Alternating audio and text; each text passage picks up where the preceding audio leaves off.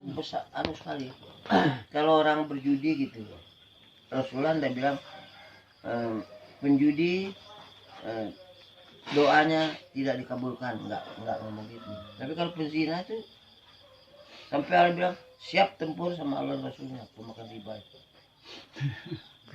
Dan kalau penzina enggak, penzina harus siap tempur sama Allah Rasulnya. Allah enggak bilang begitu. Tapi kalau pemakan riba siap tempur dengan Allah Rasulnya, sampai disebut di Quran, bayangkan. Ngeri gitu. Kemudian begitu seperti seorang seorang anak menzinai ibunya sendiri, bayangkan ngeri.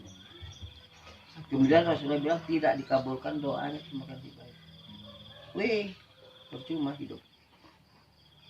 Tidak dikabulkan doa. Tidak dikabulkan doa Rasulullah.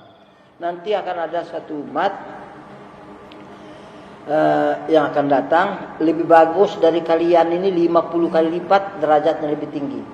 Oh, sahabat komplain.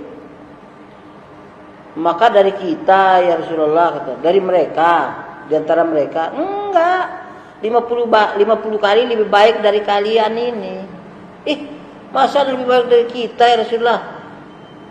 Dari mereka, bukan dari kami. Sampai diulang kembali, enggak bela sahabat itu, masa dia sudah habis-habisan gitu sama Rasulullah. Kok lebih 50 kali coba, bukan 5 kali, 50 hadisnya itu. Lebih baik dari kalian. Dari mereka ya Rasulullah, dari kalian. Diulangi lagi. Kenapa sampai sahabat kok bisa? Kayak apa itu orang itu? Mereka udah habis-habisan kan? Kata Rasulullah, kalian itu sungguh-sungguh itu bersama saya. Kalian lihat saya, kalian beriman kepada saya, kalian bersama saya. Mereka itu tidak pernah lihat saya. Tidak pernah ketemu saya, tidak pernah. Ini tidak pernah ketemu, tidak pernah lihat. Tapi mereka seperti kalian 50 kali lebih bagus. Oh begitu. Kalau kalian yakin memang ada saya, kalian lihat saya bersama. Oh iya katanya. Oh begitu, sampai sahabat terus hebat juga. Mungkin mereka berpikir udah kalau kita hidup di zaman ini yang lebih baik juga. Sementara kita, kenapa kita tidak hidup di zaman Nabi ya? Istilahnya gue pikir begitu. Ternyata apa? Setelah saya renungin itu ya, coba ternyata saya Abu Bakar Siddiq. Barangkali bukan 1/50-nya Abu Bakar Siddiq, kita 1/500 dan juga barangkali belum ada. Untuk Bilal gitu, Allah wahad gitu, dengan ilmunya yang ada. Pokoknya tahu Allah wahad itu, tidak banyak ilmu. Segitu mempertahankannya. Kita lebih bagus dari Bilal. Barangkali Bilal kita sudah hebat-hebatan, belum 1/50-nya, barangkali masih 1/100-nya, barangkali belum sampai. Jauh masih. Apa mau 50 kali lebih bagus? Berat. Ali bin Abi Thalib pemain. Kalau kita sama dengan Ali berarti kita 50 bagus, 50 lebih tinggi dari Ali. Mana bisa ngejarnya 1000 juga. Kita nggak bisa kejar. Tapi begitulah hatinya Rasulullah. 50 lebih bagus dari kalian. Saya sahabat heran. Mereka sudah pol-polan masih lebih bagus. Maka barangkali itu orang mujahid yang harum kan banyak mujahid yang harum tuh di Indonesia, ada di Timur Tengah juga ada informasi bahwa si anu meninggal harum. Mungkin itu kali ya, yang 50 kali daripada yang mati syahid di zaman Rasul. Artinya tidak kepada pribadinya, tapi yang mati syahid nilainya mungkin itu yang 50 kali lebih bagus, mati syahidnya itu barangkali. Pikiran saya begitu. Tapi kalau lebih bagus dari pribadi orang itu, pribadi sahabat tuh, siapa no? Apalagi contoh Ammar bin Yasir di bawah. Kita mah bukan 1/50, 1/5000 juga nggak dapat. Apalagi umat yang umum sekarang ini baru bukan masuk penjara, baru awas. Kita takut. Keberaniannya hilang, baru dengar kalimat awas. Padahal neraka kejamnya begitu, sadisnya begitu. Lebih takut penjara daripada neraka. umum sudah itu manusia. Lebih takut penjara daripada neraka. Padahal ancaman neraka itu bukan main seramnya itu, ngerinya. Tapi penjara masih bisa minum kopi susu. Lebih takut dengan penjara dengan neraka tuh. Terus sekarang bukan itu, bukan penjara. Kalimat awas. Udah takut, hilang keberaniannya. Ini umat Islam yang sekarang itu kok begitu ya? Baru dibilang awas, takut dihukum. Kalau ada orang beriman, tidak punya keinginan, tidak punya cita-cita untuk memberlakukan hukum Allah dan Rasulnya, dia beriman. Bagaimana kalau kita minta tolong pada orang kafir aja lah? Hai orang-orang kafir, tolonglah kami untuk menegakkan hukum Allah gitu. Ini masuk akal nggak? Lainnya orang beriman nggak mau itu. Baru kita omong di negeri ini kita ngomong gitu aja, awas itu, bahaya itu. Itu. Nah terus kita ini mau mati menghadap siapa? Bisakah dibela oleh orang-orang itu? Kita masih tidak bisa balik lagi kan? Lah siapa yang membela kita? Pak mau masuk surga enggak? Ya mau masuk surga, jangan sampai masuk neraka. Aturan yang punya surga laku enggak? Wah itu jangan. Nah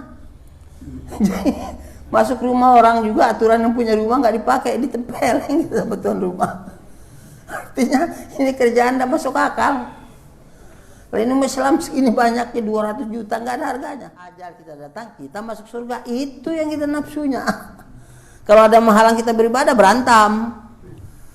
Maka saya bilang sama Pak Polisi yang datang ke sini atau tentara ke sini juga dari pusat juga, jangan datang ke sini kalau mau menjauhkan jarak 1 meter. Apalagi mau dicoret-coret ini masjid, tidak usah. Pokoknya kalau siap berantam, larang. Nabi bilang sholat sop rapat, lurus rapat. Terus ada pejabat datang yang jarang, dia lebih punya dari Nabi, nggak mendingan kita gebukin semua. Maka nggak usah datang kemari. Iya. Saya bilang begitu, terus terang. Ngapa kita hidup ini sholat di masjid kok diatur sama setan-setan? Nah, iya, saya nggak mau. Saya bilang tapi, jadi kalau saya nanti dia datang, saya bertindak, dia nggak bisa nyalain. Saya sudah bilang kok. Kalau saya mati syahid, saya kan selesai. Pengantin baru, gadis cantik, aduh, hai, kentutnya harum apa lagi? Nah itu karena benar kita ini kan mau mati masuk surga. Kita ndak bisa. Nggak mati gitu, nggak bisa. Aduh takut. Terus panjang umurnya nggak bisa. Tetap saja umur kenapa jadi pengecut umat Islam itu? Itu saya heran juga kok. Apa nggak ngerti itu? Nggak baju, nggak mundur. Mau pengecut yang nggak jadi panjang umurnya, mau berani nggak jadi pendek umurnya. Udah umurnya sudah ditentukan.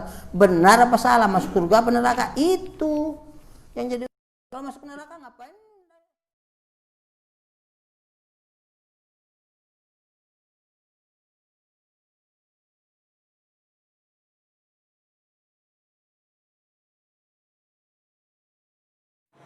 Kita prediksi umatnya masing-masing masih hancur juga. Kapan sudah giliran mau naik, ada tanda-tandanya ayat minaitillah kan. Nah insya Allah kesatuan-kesatuannya terarah. Nah sekarang tentang kesatuan umat dari nubuah, dari khilafah ke nubuah sudah mulai dibicarakan orang di kampung-kampung. Dulu di kota aja, apa itu? Sekarang mulai ke kampung-kampung tuh. Dengan dihubarnya HTI, iya sampai begitu. Sampai sama Bapak seperti itu saya bilang, ini Pancasila itu bingung kita. Sama Bapak seperti ini, sama Poldasnya berkoding, berkorem, saya sudah bilang. Saya coba sih bilang, Pancasila, demi Pancasila 45. Nasakom, katanya, Soekarno. Nih, ikut oke lah. Ujung-ujungnya kita hancurin. Demi Pancasila 45, kata si Soeharto. Nepotisme koruptor paling besar, bikin P4. Tempat sila. Dia paling korupsi besar, dia sidang tuh. Jadi Pancasila yang mana yang antara dua ini? Belum ditambah lagi demi Pancasila. Ini semuanya bukan demi tidak Pancasila 45, demi Pancasila 45. Si Makassar ini apa bukan yang dulu itu si Habibie. Demi Pancasila 45, Timur kita buang aja. Ini bukan demi tidak Pancasila 45, demi Pancasila 45. Ini bingung yang mana yang dipakai. Datang lagi saya bilang, Gus Dur, demi Pancasila 45, celana kolornya diturun. Ini bagaimana saya bilang. Jadi Pancasila 45 itu apa? Tuh. Jadi saya bilang hanya orang beriman yang bisa melaksanakan Pancasila, Undang-Undang 45 sepanjang tidak bertentangan Quran Sunnah, hanya orang beriman. Maka orang yang tidak korupsi itu karena bukan karena Pancasila, karena 44, karena dia beriman. Jadi kita mencari orang beriman yang memimpin. Ya kalau orang tidak beriman sih bilang, buktinya mana sih bang? Jadi Pancasila ini, kebinekaan bangsa Indonesia ini dipertahankan dengan sadar kalau orang yang beriman memimpin. Kata orang beriman tuh, kamu Kristen merdeka, laksanakan kitab Injil kamu. Nanti kamu, saya bilang Buddha merdeka, kamu laksanakan Buddha kamu, ada kitabnya, jangan nyimpang. Bukan Pancasila sih bang. Jadi Pancasila dijalankan oleh orang beriman yang ada ini semua. Nanti saya bilang kalau ada agama Gundurwo, mana kita laksanakan kitab kamu. Sebab agama ini tidak ada yang bilang kalau ketemu orang tipu, kalau ketemu orang pukul. Tidak ada, semuanya yang baik. Jadi kalau orang beriman yang Islam ini lengkap, tidak ada ruginya orang Kristen. Sebab orang beriman bilang, Allah yang bilang, lakum dinukum waliyadin. Jadi mereka sadar. Kenapa kita ngontok-ngontok kita merdeka kalau agama kita. Nah jadi kebinekaan kita itu bisa dijaga keutuhannya dengan kesadaran. Tapi ada yang dipaksa, ya satu waktu bentrok. Bukti kejadiannya, semua pensiun kan bentrok bisa. Dia yang bentrok, bentrok melulu. Nah maka saya bilang ini jalannya. Jadi kata Mabes itu, mereka datang tuh begini juga. Ya saya bilang coba, siapa saja yang tidak taat sama aturan yang bikin, pasti hancur. Saya bilang begitu. Jadi saya ini mau diberitahu supaya saya ini bisa berpikir yang kalau salah bisa dibuat benar. Iya. Soalnya saya nggak tahu ini mana yang benar ini saya bilang. Cuma saya bilang kalau kita hidup dipimpin tidak pakai aturan yang menghidupkan pasti hancur. Apa saja saya bilang. Pamannya ikan saya bilang. Menurut yang bikin ikan bilang ikan itu saya tentukan hidup dalam air. Kita nongolin kepalanya atas air kerabakan. Saya bilang pohon jagung juga begitu. Katanya yang bikin pohon jagung, cara mohon pohon jagung gini kita tak pelajari, kita tanam aja pohon jagung model kangkung. Ya hancur. Sebab kita tidak tahu ilmunya yang punya jagung itu. Jadi saya bilang mau apa kita ini? Nah, akhirnya ya gitu. Mereka juga tidak bisa. Saya bilang saya dikasih tahu saya yang benar. Ini pikiran saya saja sih bilang. Belum Jokowi. Ada yang bilang entah benar entah tidak, ada yang bilang PKI, ada yang bilang saya mbak nggak mau tahu itu. Yang mau saya tahu kita ini mau apa ini? Orang beriman sih bilang mau bersatu apa tidak? Kalau kita berpecah belah, Allah ngancam, tidak mungkin Allah bohong. Rasul ngancam orang berpecah belah itu jangan neraka azab. Kita bergerak di perpecahan, bagaimana sih bang? Tuh, ada lagi yang datang tuh Departemen Agama, Menteri Agama ya, terus ini berdua. Kok ini rapat muslimin tidak pakai Pancasila? Ngomong gitu. Di sini kira-kira ada sebelum subuh kira-kira bulan pakai Pancasila sih bilang. Ini Khilafatul Muslimin ini organisasi, ditulis organisasi. Sebab kalau tidak ditulis organisasi kepanjangan, kumpulan orang banyak yang kepanjangan, jadi pakai organisasi gitu. Tapi maksudnya bukan organisasi kayak organisasi yang banyak di dunia ini. Ini bentuk wadah orang banyak dalam perintah Allah, wa'tasimu bihablillah jami'an wala tafarraqu, supaya bersatu, jangan berpecah belah. Jadi wadah ini wadah resmi semenjak dari Nabi Adam diangkat sebagai khalifah, supaya semua yang diterima dari Nabi itu di atasnya khalifah itu Nabi, jadi nabinya. Jadi secara manusia itu kalau diangkat jadi nabi, di atasnya khalifah, balik lagi ke khalifah cucunya, kasih tahu apa cerita nabi itu. Ini kalau dasarnya Pancasila, mana ada Pancasila? Quran jadi dibongse, di situ tidak ada iman, nggak ada sholat, nggak ada puasa, nggak ada zakat, nggak ada bergaul, nggak ada batas-batas. Pancasila, masa perintah Allah dasar Pancasila? Ini penghinaan terhadap Allah. Ini orang bodoh ini saya bilang. Diam aja. Pancasila bagian Quran ya. Saya bilang kalau ada orang bilang syariat Islam boleh berlaku. Iya. Kalau sesuai dengan Pancasila 45. Balik ya. Ini saya bilang lebih jahat dari Ahok. Iya. Sebab Ahok menghina rakyat 1 katanya. Kata orang yang entah benar atau tidak tahu. Tapi informasinya gitu. Lah orang yang bilang syariat Islam boleh berlaku kembali kalau sesuai dengan Pancasila 45. Ini menghina Allah dan Rasulnya. Oh, ini lebih jahat dari Ahok. Saya gituin. Semuanya. Polisi, tentara, saya kasih tahu semua. Menteri Agama juga, saya kasih tahu semua. Saya bilang apa ini? Tapi kalau bilang ya muslim anti Pancasila, yang enggak bikin aturan sama kalian. Saya kasih contoh malah. Aturan lalu lintas. Lampu merah berhenti. Bikin. Kata orang Islam, lampu merah tidak ada di Quran. Lampu merah tidak ada di hadis. Jadi kalau gitu, kita tidak usah taat. Bukan begitu Islam itu. Kalau ada lampu merah, kata bapak-bapak ini, saya bilang, lampu merah berhenti. Ya, di keselamatan. Tidak bertentangan dengan Quran hadis. Jadi kita berhenti, kita terus ya kepala kita pecah. Tapi sekarang pemerintah bikin lampu merah berhenti. Sementara berhenti apabila ada gadis lewat supaya dicium. Kita nyiumnya enggak. Lampu merahnya berhenti. Itu Islam. Jadi orang yang mampu mempraktekkan Pancasila 45 ini hanya orang Islam yang beriman. Maka yang tidak koruptor itu karena dia iman, bukan karena Pancasila. Bagaimana sih? Coba bantah. Nggak bisa bantah juga. Lah itu. Nah ini masalah. Kita tidak menerangkan, kiai tidak menerangkannya. Ini yang saya pusing tuh. Kan menerangkan ini jelas kan. Jadi orang, iya juga tuh. Hatta yang Kristen saya kasih tahu begitu.